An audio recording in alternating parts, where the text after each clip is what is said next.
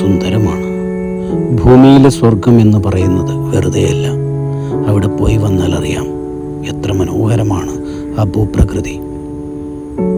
2022 May മാസം 29 ഇന്നലെ ആക്രമണം നടന്ന മിനി സ്വിറ്റ്സർലൻഡ് എന്നറിയപ്പെടുന്ന പഹൽഗാമിൻ്റെ തൊട്ടടുത്തുള്ള അനന്തനാഗിൽ നിന്ന് പകർത്തിയ വീഡിയോ ആണിത്.